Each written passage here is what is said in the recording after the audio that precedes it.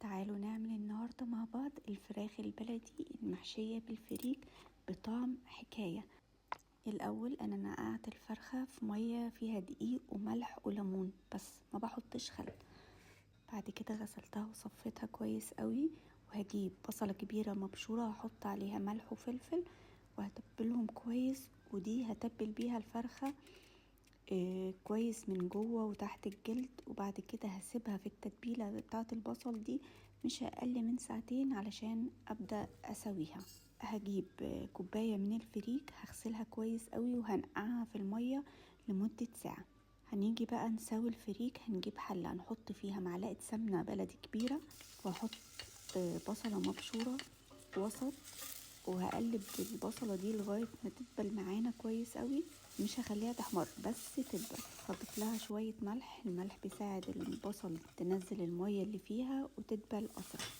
في المرحلة دي هبدأ أنزل الفريك، هكون مصفياه كويس قوي من المية.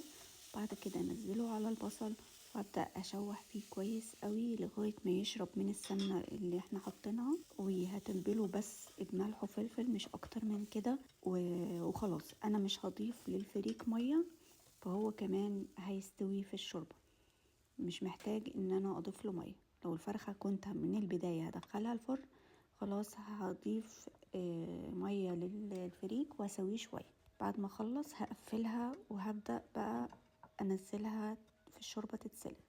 المية بتاعة السلق انا بضيف فيها طماطماية مبشورة وبصلة مبشورة، وهضيف فيها مكعبات من الجزر، ورق من اللورة، كام حبة قرنفل وفلفل اسود حب. هنزل الفرخة واغطيها، واول ما تبدأ تغلي في المرحلة دي بقى هضيف الملح، مش هضيفه من البداية. بعدين هغطيها واسيبها لغاية ما تستوي.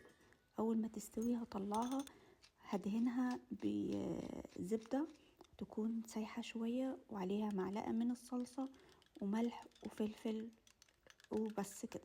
وبعد ما الفرخة تستوي هطلعها من الشوربة، لازم اسيبها تتصفى كويس وتنشف من الشوربة. بعد كده ادهنها بالخليط ده، واكون مسخنة الفرن كويس قوي. لو فرنك شغالة فوق وتحت يكون احسن علشان تتشوي كويس. بعدين هدخلها الفرن لغاية ما تتشوي واطلعها، وكده تكون جاهزة على الاكل. جربوا الطريقة دي واستنى رأيكم بالتعليقات، وما تنسوش اللايك والاشتراك علشان يوصل لك كل جديد من الوصفات اللي انا بعملها.